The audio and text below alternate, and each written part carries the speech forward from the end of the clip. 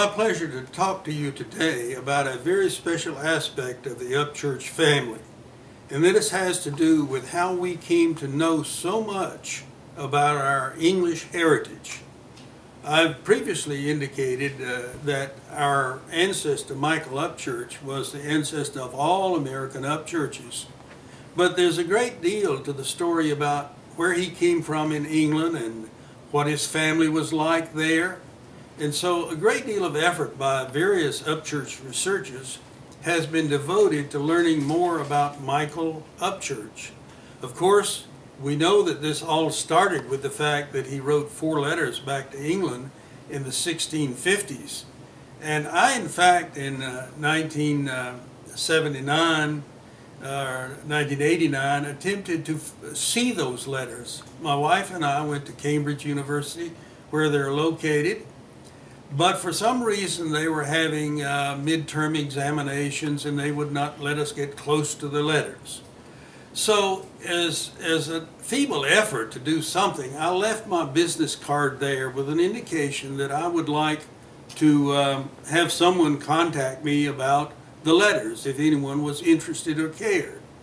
Well, a little time went by, a year or so, and one day I got a letter from a person named Professor David Ransome. And he indicated in his letter that he had found my business card at the gate at Cambridge University, and that he had considerable interest because he was processing the papers of the Farrar family.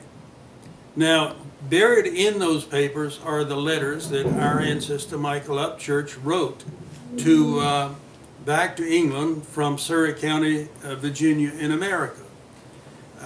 So we commenced a correspondence from that point on.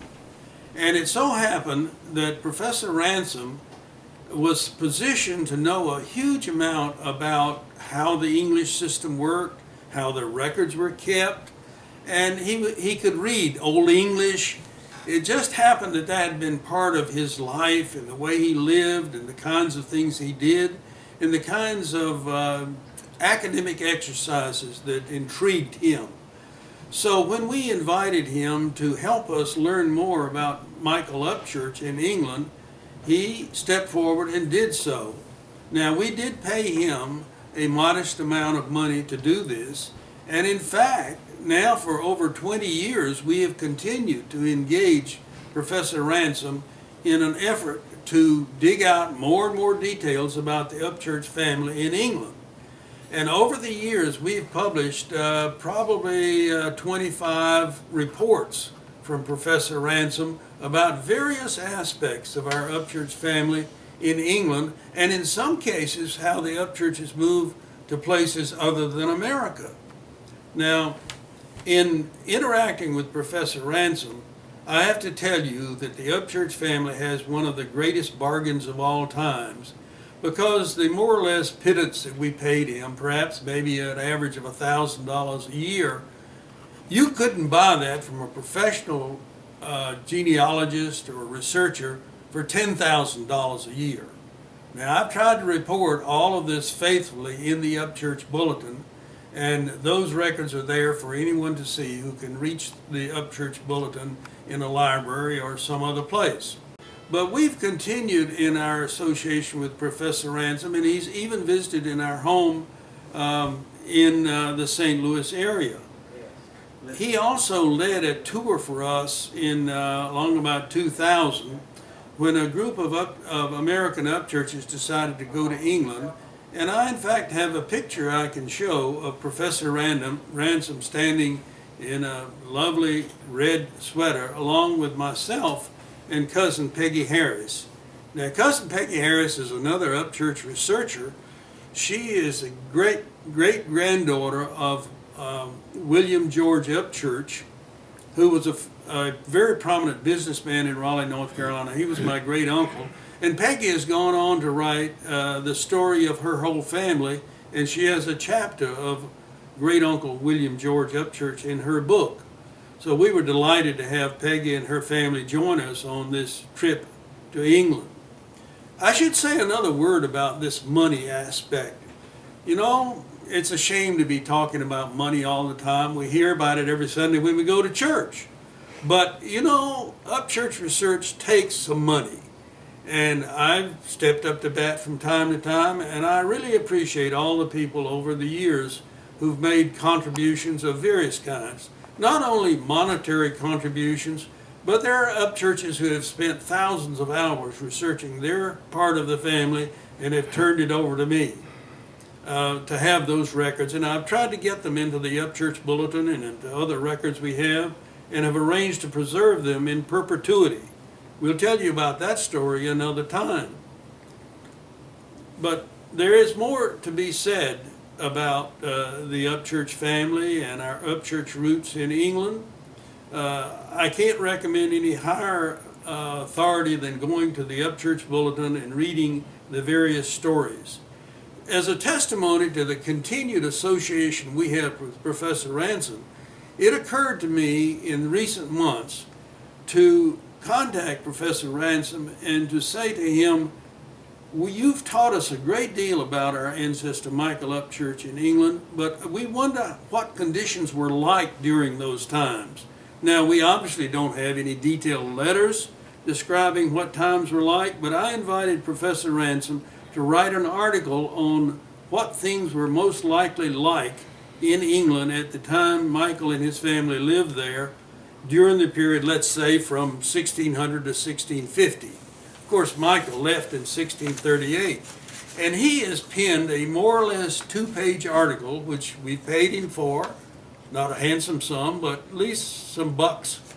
And I'd like just to read you a couple of excerpts from this. Now, it'll appear in the upcoming Upchurch Bulletin, and we'll start with it, just the opening paragraph. He says here, it's entitled, "The Little World He Left Behind. Michael Upchurch Sails for Virginia, David R. Ransome." When sturdy Michael Upchurch left Brington for Virginia in 1638, it was probably the first time he had been more than 10 miles from his home. He was leaving not only his family and village, but also abandoning a cultivated landscape where the inhabitants acknowledged a gradation of social ranks, an established Christian, indeed Protestant church, and a hereditary king. Now then he goes on to tell about the various things you can conclude about the Upchurch circumstances that persisted, and I'll just draw your attention to the last paragraph. It says, "At all events, though Michael never returned home, he was sturdily fortunate. He survived the long transatlantic voyage, the dangerous first season in the James Valley, and his participation in the 1644 campaign against the elderly Opachanahu Indian. By his presence in Virginia, moreover, he escaped involvement in the Civil War that erupted in England in 1642, and more especially the ransacking of Brington by Royalist troops in 1645. Nearly 400 years after Michael's birth, his descendants are to be found throughout the United States, while in England his Upchurch kin have similarly spread across the country. Some are still resident in Huntingdonshire, though not in Brington itself." I hope this gives you a little bit of an inkling of how valuable Professor Ransome has been to the Upchurch family, and we thank him profoundly.